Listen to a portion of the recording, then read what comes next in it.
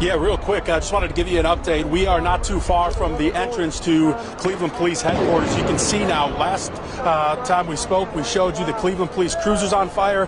Now there's a minivan completely in flames just outside Police Headquarters.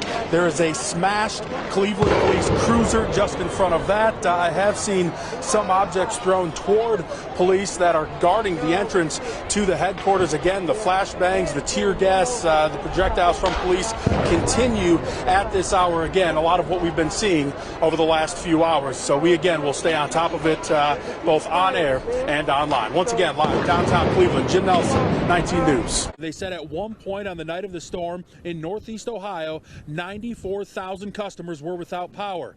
Now it's down to about 4,000 between Summit and Medina counties. There is progress being made. A little bit bigger, wetter snowflakes now than we saw for the better part of the afternoon into the evening. And I'm really curious to see what the snowfall total winds up being here in Seven Hills, because a weather spotter early this morning had reported to the National Weather Service 8.6 inches of snow. We've been here all day, really ever since, and it has been coming down steadily. We've seen big drifts. In fact, I've been talking about this throughout the day. I took the mop handle off the mop in my kitchen. It's going to get a whole lot more use out here than it ever will in the kitchen, just to get a look at some of the drifts here. This is not scientific, I realize that, but it does give you an idea. Let me put the microphone to the side real quick, pull out the handy dandy tape measure, and this drift here, about 21 inches. We were seeing that earlier. We'll pick that tape measure up later if I can find it. That's what we saw earlier. So you get an idea of what the snow is doing, creating some big problems for those trying to clear it, especially this guy John down the road who had a little difficulty snow blowing. This is a very slow process, Tiffany, and we expect that to continue. The good news is the plows are out. We know that because we've seen them. The bad news, there's just simply so much ground to cover. Now, here in downtown Cleveland, you look around, plows have come through, but it is still a mess. But this is hardly nothing compared to some parts of the city. Chris, we are right along the Lakewood-Rocky River border, just over Interstate 90, where the westbound lanes are now closed because of major flooding on the freeway. I'm going to step out of the way. Again, take a look. You're looking toward the city of Lakewood. These are the westbound lanes there on the left. All of those emergency lights blocking traffic because in front of all that traffic is just a sea of water. It's hard to see, but from my count, I can see 3 vehicles up to at least the headlights, at least on the smaller car, that are trapped in the water. The SUVs obviously not quite as high up there, but from my count, what I can see, and it is dark in this area, 3 vehicles appear to be trapped out there right now. Obviously, the westbound lanes, as I mentioned, are completely blocked. The eastbound lanes, not much better. Traffic is moving, but you can see that it's all over to the right side, that far right lane, because most of the other lanes are impassable because of all that water. I want to show for you some video that we shot just a short time ago. Lakewood Fire and other rescue crews out in that water, literally going up to those vehicles that were trapped with inflatable life rafts. I don't know if they reached anyone, if there was anybody in the vehicles, or if they were simply checking on them. But that's how dire, how serious this situation is, that rescue crews had to have inflatable life rafts on Interstate 90 just to get through that water to make sure everyone's okay.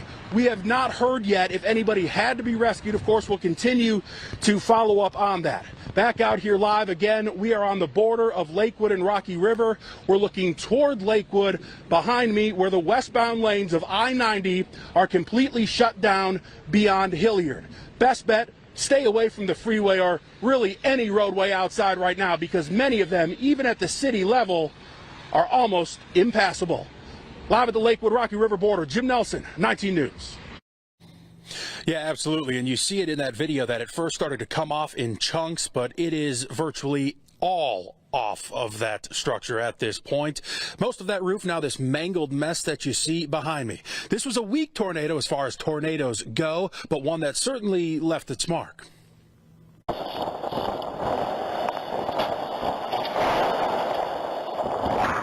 Terrifying video as a storm rolls in. Those are pieces of roof being dragged into a heaping pile of debris. 2x4s impaling the ground. Parked cars buried beneath whatever flew their way. Yeah, pretty normal day until it wasn't. Until a tornado tore through. Basically a black wall coming towards us. We looked out and we were kind of watching it, and the trees were pretty much laying over. We then saw parts of the roof flying out over our building. Dustin Maddox works in this industrial park in Eaton Township, just off Route 82 in Lorain County. It was brief, not overly mighty in meteorological terms. Didn't have to be. Just look at what it did. 19 News obtained this security footage from the business next door. You see that roof zip right over an occupied pickup truck. And this from ground level. The damage is impressive. The window of that van blown out. This door, too. But this storm's legacy will be this. When I came around the corner, I saw the roof gone on the building. I went, oh my gosh. Eric here oversees these units, mostly storage. Dale Smith and his wife Grace told me their stuff is fine, maybe some water damage. Seems to be the case for most customers. A saving grace, a second layer of protection. A ceiling beneath the now stripped off roof. But as you look over the some 100-plus yard debris field, the gravity sets in. It's just devastating. And to be so calm now, it's kind of scary. This is the first time that we've really ever had touchdown. Thanking God that that's all that happened. Everything is safe in there. But out here, a lot of work lies ahead. Yeah, in some parts of the area, not so great. We're glad to be back closer to home here on the near west side. As Jason mentioned, we're starting to see a little bit of snowfall, but throughout the course of the night, we did hit the road. In fact, driving head on into the storm just to get a better idea of what exactly we're up against. Our journey began a few hours ago. I hope it's true and everybody's not just freaking out for no reason.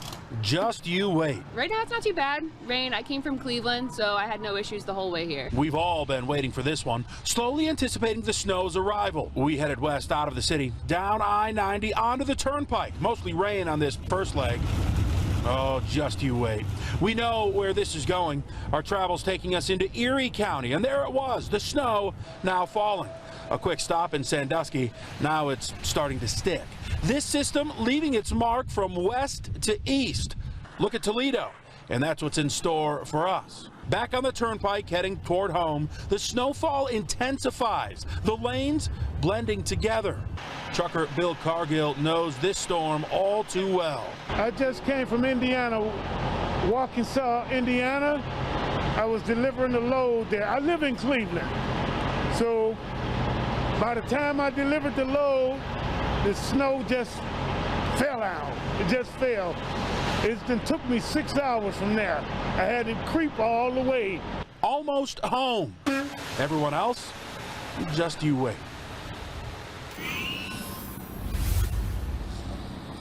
And so here we are. One other trucker there at that truck stop said that he saw a number of cars in the ditch, something that we certainly believe will continue into tomorrow as more of this starts to move on in.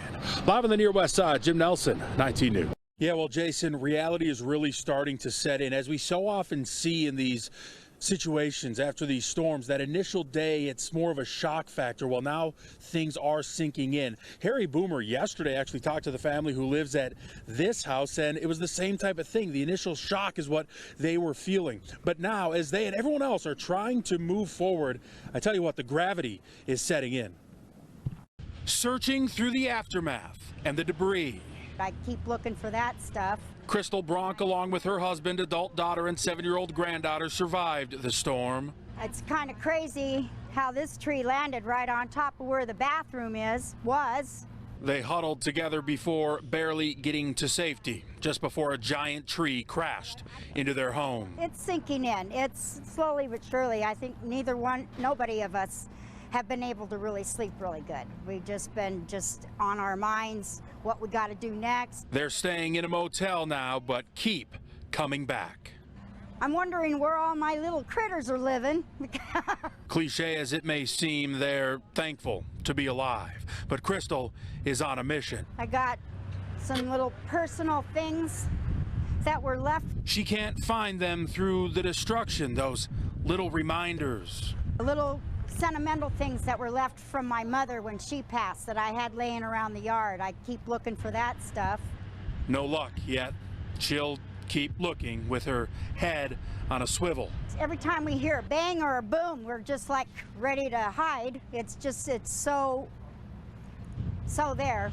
Rattled, but hopeful. Hoping we get through this okay, and I think we will. It can't get any worse than this. Doing what they can to get by. The same story, the same sentiment repeated by so many people that we've talked to. Just look at the size and the scope of the destruction that's been left behind. I also want to point out a few thousand customers are still left without power. One big concern, stockpiles of food. Crystal here says that one of her friends has been helping her store the frozen and refrigerated items, others trying to do the same thing. Coming up at 6 o'clock, why one person says he has a whole lot more to be thankful for than just his health. Reporting live in Medina, Jim Nelson, 19 News.